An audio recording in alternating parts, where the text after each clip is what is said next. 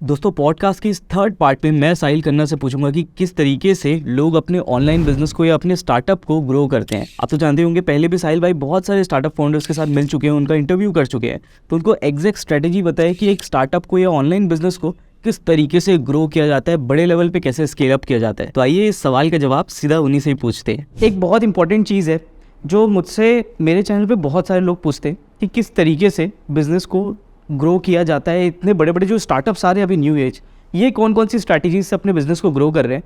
और मुझे एक चीज़ पता है, आपकी एक बहुत बढ़िया सीरीज़ है फाउंडर्स अनफिल्टर्ड, जिसमें आपने बहुत सारे स्टार्टअप फाउंडर्स के साथ बात किया हुआ है और आपको एग्जैक्ट पता है कि किस तरीके से ये जो स्टार्टअप फाउंडर्स है इन्होंने अपने बिजनेस को टेक ऑफ किया है। तो आज इस पॉडकास्ट में मेरा ऑब्जेक्टिव यही है कि आपसे समझूं कि अगर कोई बंदा अपना बिजनेस चालू कर रहा है, ऑनलाइन बिजनेस करना चाह रहा है, क्या स्ट्रेटेजीज वो यूज़ करे। सीधा सच्चा आंसर दूं? बिल्कुल एकदम स्टार्टिंग में ही बिल्कुल एक्सपोज। हाँ बिल्कुल, कोई रास्ता नहीं है पर एक्चुअली देखो, मैंने क्या जाना सब लोगों से जान के कि एक चीज़ को करने का कोई फिक्स पाथ ही नहीं है। आपको असली में जो बिजनेस बन रहा है वो क्या कर रहा है, आपने एक प्रॉब्लम सोची है, आप उस प्रॉब्लम का कोई सॉल्यूशन देख रहे हो और बेस्ड ऑन एनालिटिक्स आपको मतलब फीडबैक आ रहा है और बेस्ड ऑन दैट आप डिसीजन ले रहे हो कि वो चलेगा या फिर नहीं चलेगा। जब चल जाता है तब आप फीडबैक लेते हो और उसके अंदर 2-3 चीज़ें और जोड़ते हो, फिर उसको और आगे बनाते हो, फिर फीडबैक लेते हो, फिर धीरे धीरे आगे बढ़ाते हो। तो जो भी हम पहले बात कर रहे थे, हमको सबसे पहले बाहुबली चाहिए होता है। मतलब ज़्यादातर जो स्टार्टअप्स आज के टाइम पे जो फेल हो रहे हैं वो चाह रहे हैं पहला डे 1 से हमको एक आइडल प्रोडक्ट बनाना है, परफेक्ट प्रोडक्ट बनाना है।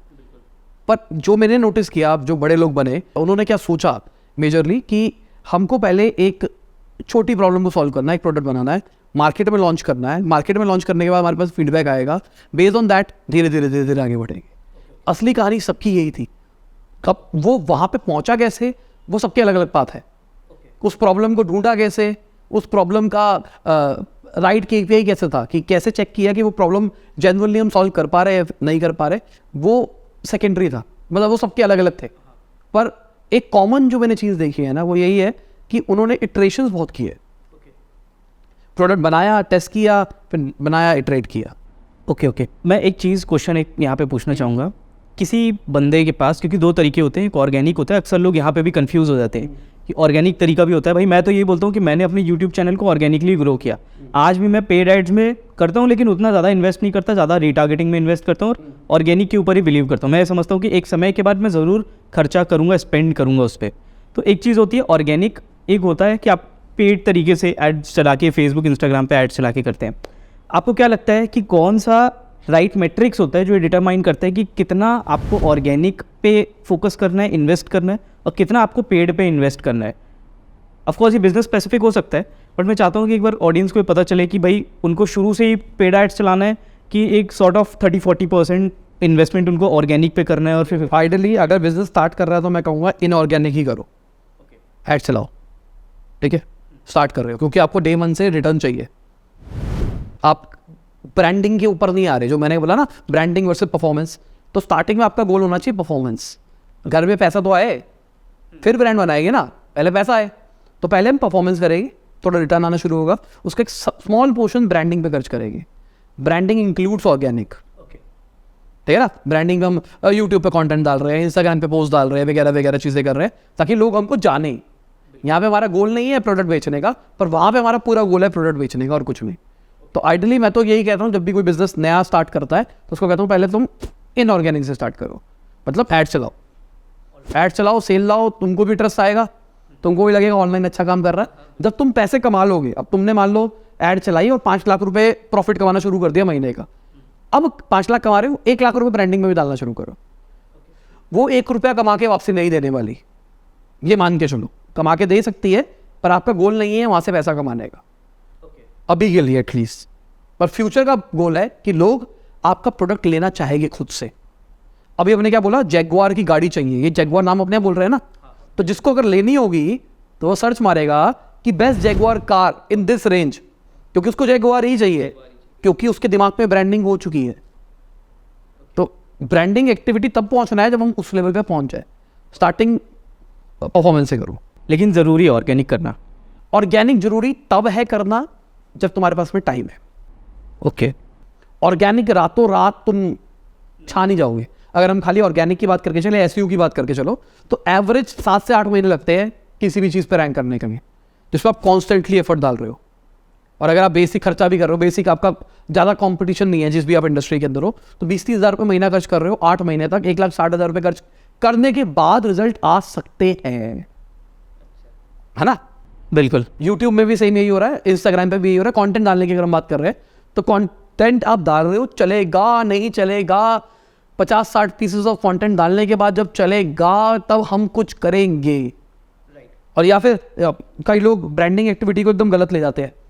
ब्रांड है तुम्हारा और रीलों पे तुम नाच रहे हो, ठीक है, व्यूज आ गए, फॉलोअर्स आ गए, और तुमको लगा ओहो, ना इससे तुम्हारा ब्रांड बना, ना इससे तुमको कोई सेल आने वाली है। बिल्कुल बिल्कुल, ये भी चीज़ नोट करने की है कि आपका जो कंटेंट होता है ना, वो आपके प्रोडक्ट या सर्विस के फोकस्ड होना चाहिए, कहीं से भी डाइग्रेस नहीं करना है कंटेंट को।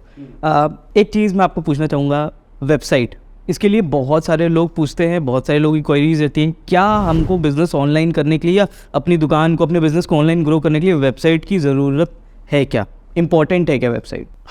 बेचोगे कैसे, कहानी सारी यही है, बेचोगे कैसे। अब एक तरीका है, व्हाट्सएप मार्केटिंग करो और व्हाट्सएप पर डायरेक्टली लीड्स लेके आओ, तो फेसबुक तुमको अलाउ करता है व्हाट्सएप पर डायरेक्टली लीड्स लाने का। पर अगेन व्हाट्सएप पे ना उस लेवल का ट्रस्ट नहीं गेन होता, खाली अगर ओनली व्हाट्सएप की बात करके चलो, तो ये भी एक प्रोडक्ट बना रहे हैं, मैं भी एक प्रोडक्ट बना रहा हूँ, दोनों सेम लाइन पे ही बना रहे हैं।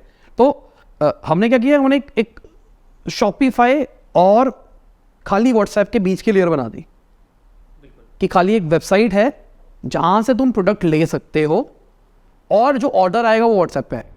राइट। और सबसे बड़ी दिक्कत क्या है कि आप डायरेक्ट फेसबुक से व्हाट्सएप पे बुला लेते हो। अगर आपकी टारगेटिंग आपको, आप अगर बहुत अच्छे डिजिटल मार्केटर हो तो ठीक है कि आप बहुत सॉलिड लोगों को डायरेक्ट व्हाट्सएप पे ला सकते हो, लेकिन अक्सर व्हाट्सएप पे स्पैमिंग होती है। फिर आप नॉर्मल व्हाट्सएप पे आप बोलेंगे कि हम इतनी लीड्स को कैसे मैनेज करेंगे, रातों रात 10,000 लोग व्हाट्सएप पे आ गए तो कैसे करोगे, क्रैश हो जाएगा आपको व्हाट्सएप। प्लस एक और चैलेंज है, मेरे को अभी भी आपकी बात से याद आया, सबसे बड़ा चैलेंज जो हम तो अपने में कर रहे हैं अभी तो, पर वो क्या है, डेटा।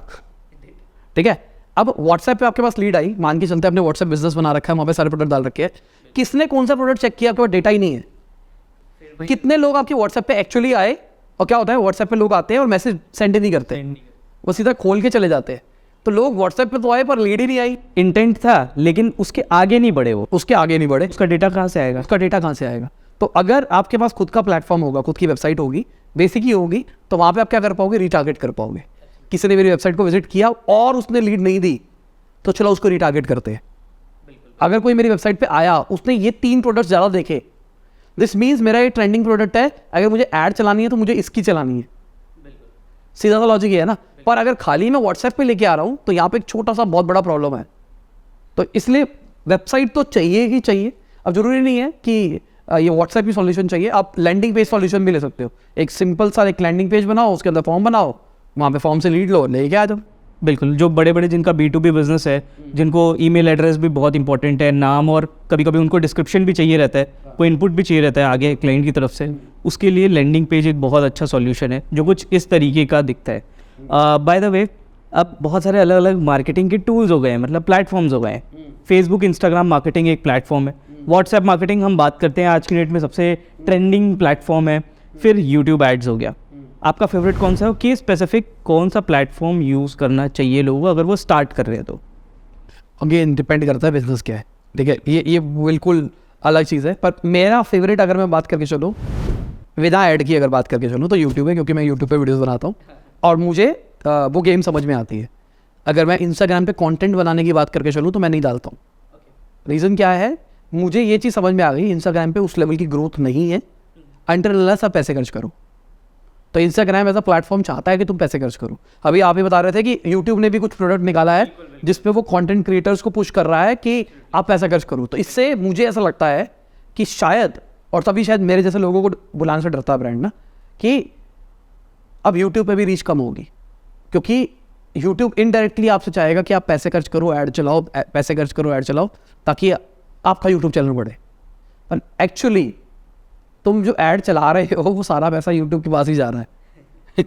तो यूट्यूब की बीडी टीम तुमको सेल कर रही है और कुछ नहीं हो रहा। तो इंस्टाग्राम तो ऑलमोस्ट मैं कहूँगा पेड मार्केटिंग के लिए ही है और बहुत बढ़िया टूल है। अगर किसी को, जो मैं बता रहा हूँ ना, ब्रांड अगर अपने आप को स्टार्टिंग में ऑनलाइन ले जाना चाहता है, तो मैं उसको रिकमेंड यही करता हूँ कि परफॉर्मेंस मार्केटिंग करो।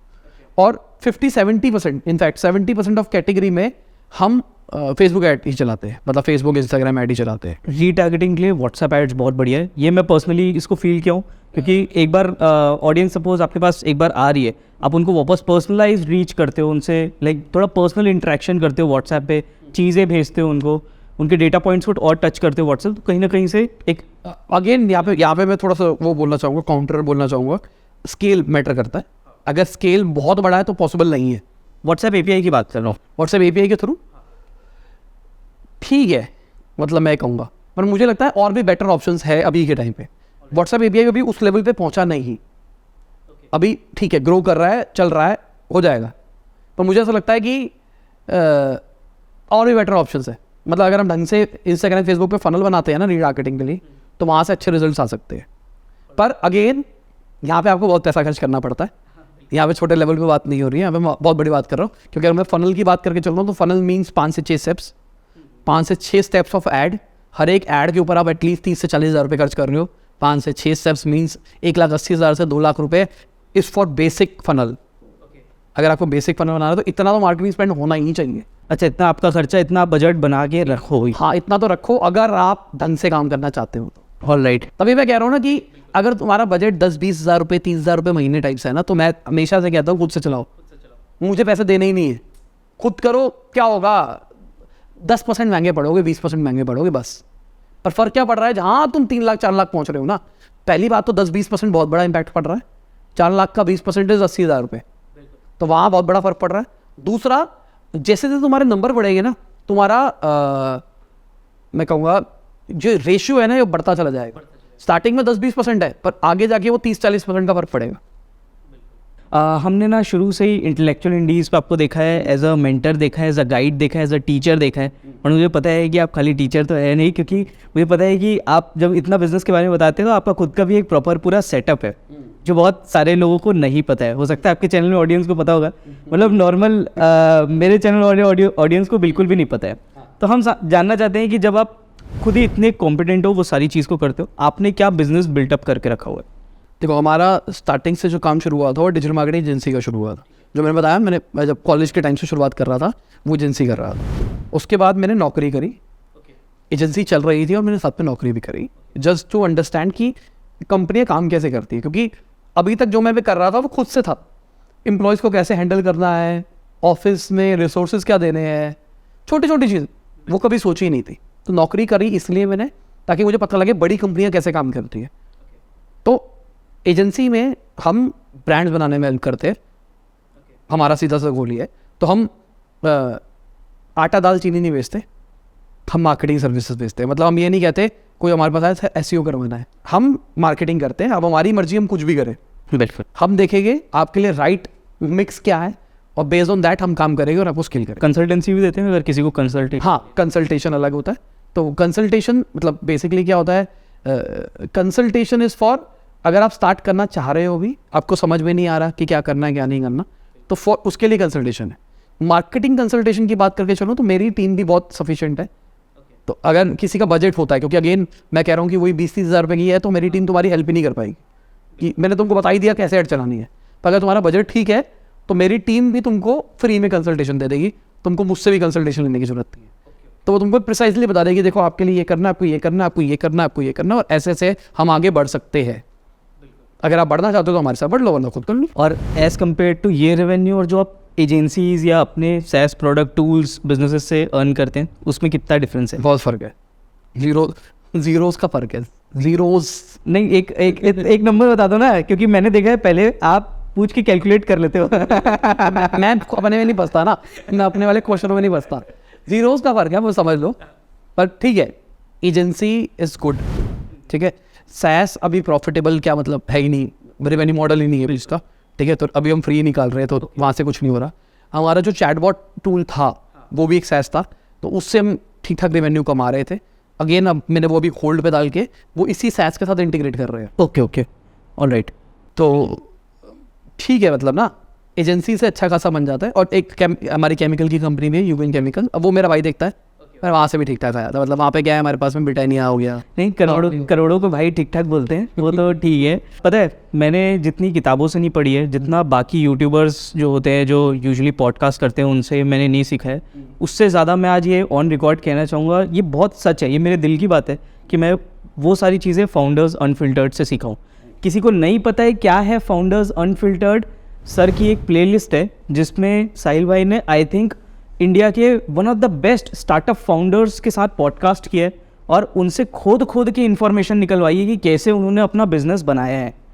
और ऐसी चीज़ें हैं जिसको सुन के, जिसको समझ के आप बहुत बड़े लेवल पे गेम खेल सकते हो, छोटा मोटा नहीं, क्योंकि बहुत ब्रूचुअल, बहुत रॉ और बहुत जैसे नेचुरल होता है ना, उस तरीके से इन्होंने क्वेश्चन किया है। शायद वो कला, वो आर्ट जानना बहुत डिफिकल्ट है।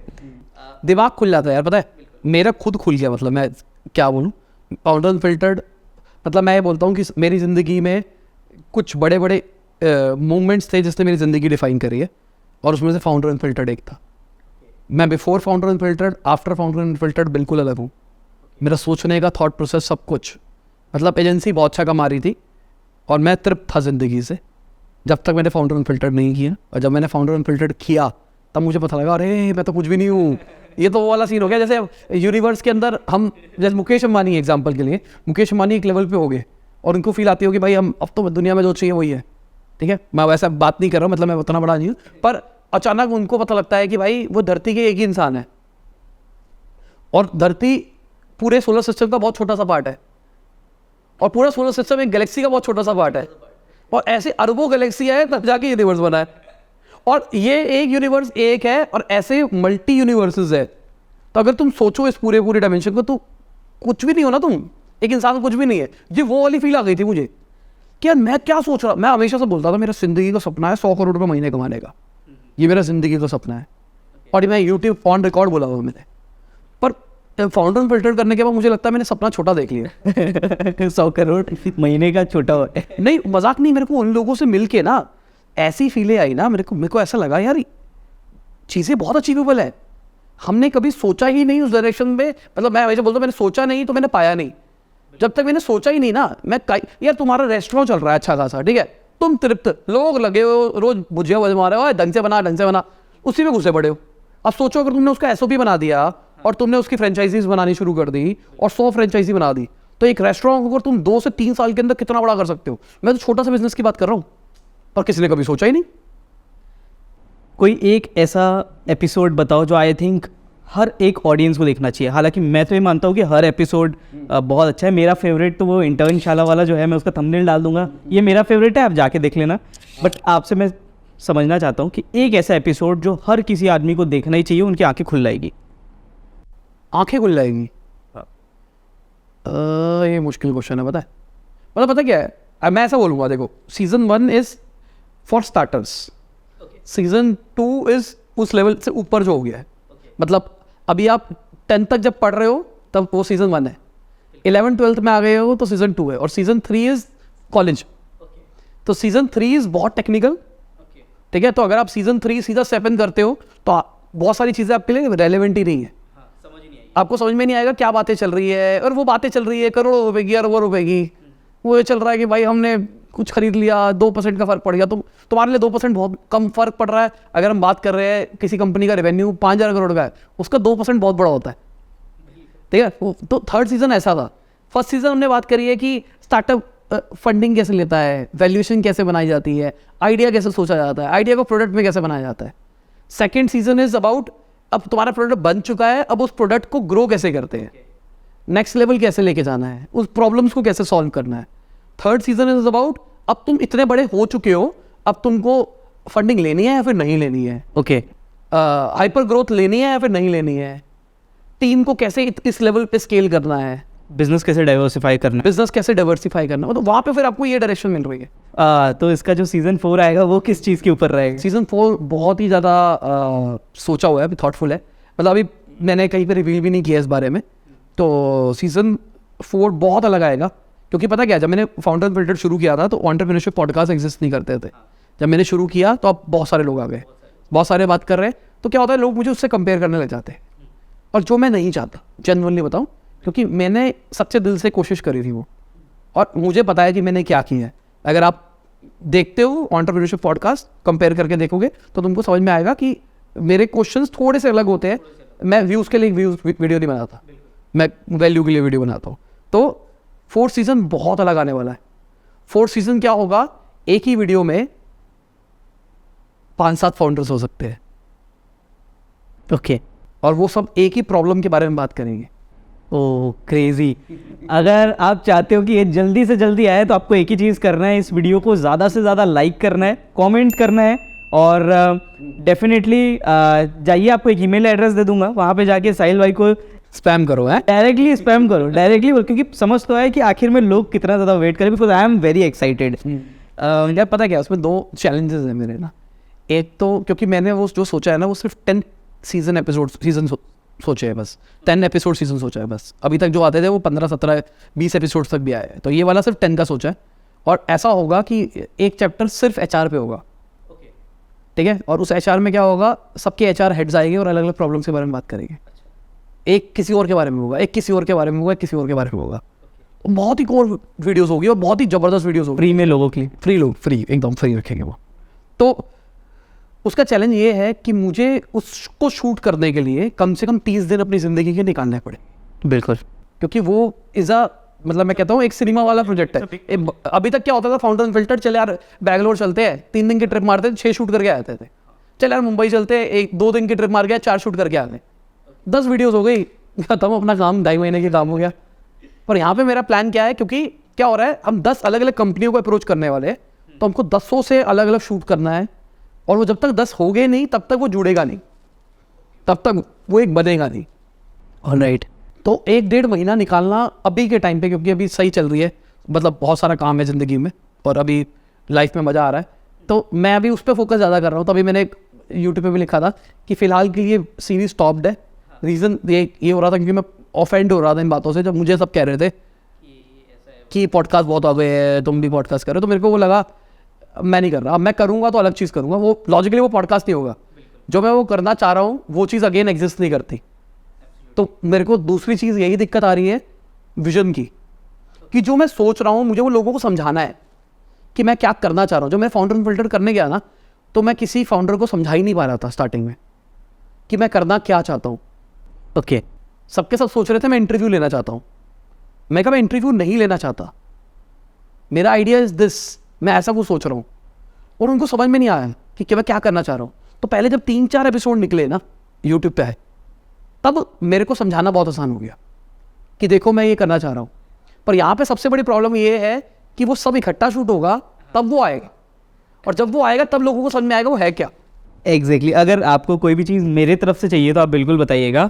मैं ऑडियंस को भी बोलूँगा कि आप कहीं से भी कोई भी चीज़ को कनेक्ट कर सकते हैं, किसी भी सपोज़ किसी भी रिसोर्सेज की ज़रूरत है, अगर पर्टिकुलरली किसी कंपनी के HR वाले का आपके पास कनेक्शन है और आप चाहते हैं कि वो HR वाला आके कॉन्ट्रीब्यूट करे, जिससे एक साथ पूरे देश का फ़ायदा हो, अल्टीमेटली हर किसी का फ़ायदा होगा, तो प्लीज़ वो चीज़ ज़रूर कीजिएगा और आप ज़रूर हमसे इस मैटर पे कनेक्टेड रह सकते हैं। आई होप दोस्तों आप सभी को इस वीडियो में काफ़ी कुछ सीखने को मिला होगा, आपको एग्जैक्ट स्ट्रैटेजी पता चल गई होगी कि अपने बिजनेस को किस तरीके से ग्रो किया जाता है।